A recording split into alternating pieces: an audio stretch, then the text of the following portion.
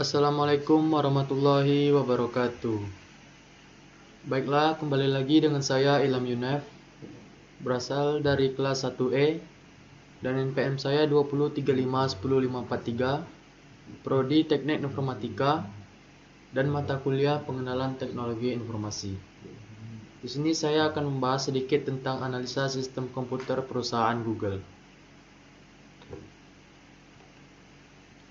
Baiklah, sebelum saya memasuki materi, saya ingin bertanya kepada kawan-kawan semua. Apakah kabar kawan-kawan semua baik? Jika iya, alhamdulillah. Jika tidak, maka perbanyaklah mengkonsumsi makanan-makanan yang bervitamin tinggi dan jangan lupa banyak meminum air putih. Karena pada masa pandemi sekarang, lebih baik kita berada di rumah saja dan hindarilah keadaan yang ramai. Jika memang kita harus keluar, maka bersosial distancinglah dan membawa masker serta rajinlah bercuci tangan. Baiklah, saya akan memasuki pada materi yang pertama, yaitu apa itu sistem komputer. Sistem komputer adalah kumpulan perangkat-perangkat komputer yang saling berhubungan dan berinteraksi satu sama lain untuk melakukan proses pengolahan data, sehingga dapat menghasilkan informasi yang diharapkan oleh penggunanya. Perangkat yang terdapat pada sistem komputer diantaranya, yang pertama hardware, yang kedua software, yang ketiga brainware. Perangkat tersebut memiliki fungsinya masing-masing pada sistem komputer. Pada saat beroperasi pun ketiganya saling bergantungan dan saling mendukung satu sama lain. Seperti hardware tidak dapat berinteraksi dengan brainware tanpa software dan juga sebaliknya.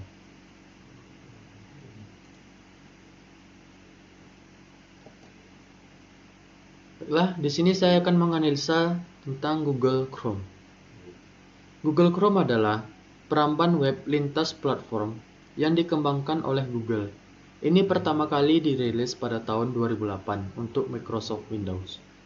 Dan kemudian porting ke Linux, macOS, iOS, dan Android di mana itu adalah browser default yang dibangun ke dalam OS. Google Chrome adalah peramban yang dirilis oleh Google, perusahaan mesin pencari terkemuka di dunia. Google Chrome juga dirancang untuk berjalan secepat mungkin, mulai dengan cepat dari desktop, mulai halaman web dalam sekejap, dan jalankan aplikasi web yang kompleks dengan sangat cepat. Adapun komponen sistem komputer pada Google, yang pertama hardware, adalah perangkat keras asli sekitar pada tahun 1998 yang digunakan oleh Google ketika berada di Universitas Stanford, meliputi salah satunya yaitu Sun Microsystem Ultra 2 dengan prosesor ganda 200 MHz dan RAM 258 MB. Ini adalah mesin utama untuk sistem backup asli. Sedangkan yang kedua, server Pentium 2 ganda 2 x 300 MHz yang disumbangkan oleh Intel, termasuk RAM 512 MB dan hard drive 10 x 9 GB di antara keduanya. Disinilah pencarian utama dijalankan. 3 V50 IBM RS atau 6000 disumbangkan oleh IBM, termasuk 4 prosesor, memori 512 MB dan hard disk drive 8 x 9 GB. Dua kotak tambahan termasuk hard drive 3 x 9 GB dan 6 x 4 GB hard disk drive masing-masing atau penyimpanan asli untuk backup. Ini melekat pada Sun Ultra 2. Sedangkan yang selanjutnya adalah kotak ekspansi disk SSD dengan drive hard disk 8 x 9 GB lainnya yang disumbangkan oleh IBM. Dan yang terakhir, kotak disk buatan sendiri yang berisi drive hard disk CSI 10 x 9 GB. Baiklah, yang kedua adalah software. Software adalah perangkat lunak sebagian besar tumpukan perangkat lunak yang digunakan Google di servernya dikembangkan sendiri. Google Chrome biasanya menggunakan bahasa program C, C++, Java, khusus aplikasi Android, JavaScript, Python, MapReduce, dan Sauzzle. Sedangkan penyimpanan atau basis data yang menggunakan MySQL dan Postgre. Perangkat lunak yang menjalankan infrastruktur Google meliputi yang pertama Google Web Server atau GWS. Server web khusus berbasis Linux. Sedangkan yang kedua Google Cloud atau Platform GCP. Yang ketiga Google Compute Engine atau GCE. Perangkat lunak yang menjalankan infrastruktur ini terbagi menjadi tiga ini ya kawan-kawan. Di sini kita harus tahu apa itu kepanjangan GWS, GCP, dan GCE. Baiklah, saya akan melanjutkan ke selanjutnya. Ini adalah storage system. Storage systemnya terbagi menjadi tiga. Yang pertama, Bigtable, penyimpanan terstruktur yang dibangun di atas GPS atau Colossus. Sedangkan yang kedua, Spanner, database berskala planet, mendukung transaksi terdistribusi yang konsisten secara eksternal. Yang ketiga, Google F1. Search systemnya terbagi menjadi tiga.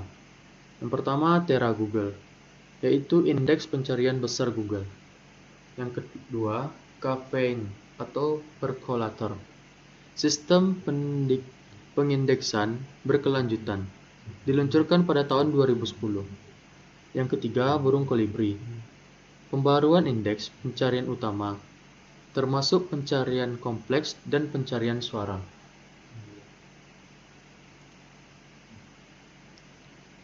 Yang ketiga, data komponen. Adalah Google telah mengembangkan beberapa abstraksi yang digunakannya untuk menyimpan sebagian besar datanya. Terbagi menjadi tiga. Yang pertama, protokol buffer. Adalah Google Lingua Franca for Data, format serialisasi biner yang banyak digunakan di dalam perusahaan. Yang kedua, SS Table, Sorted Strings Table, peta yang persisten, teratur, dan tidak dapat diubah dari kunci ke nilai, di mana kunci dan nilai adalah string bits arbiter. Ini juga digunakan sebagai salah satu blok bangunan Bigtable. Yang ketiga, record IO, urutan rekod berukuran variabel.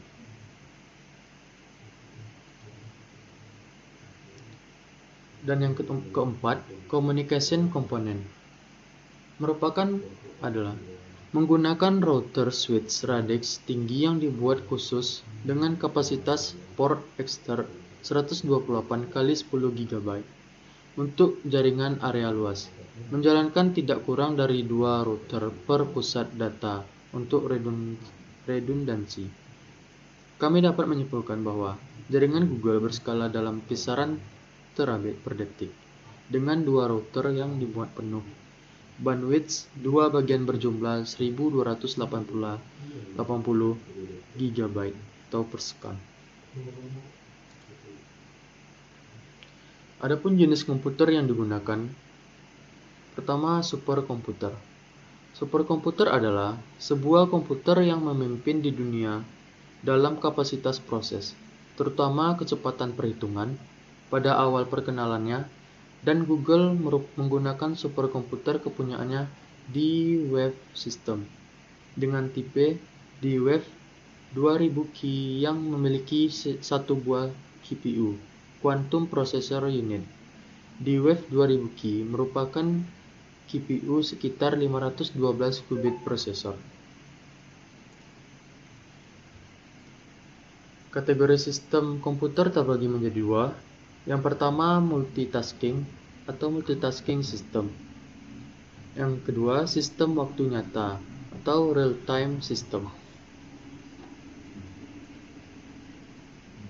Baiklah teman-teman, hanya segitu yang bisa saya sampaikan. Apabila ada kesalahan, mohon dimaafkan. Wabillahi taufiq wal hidayah.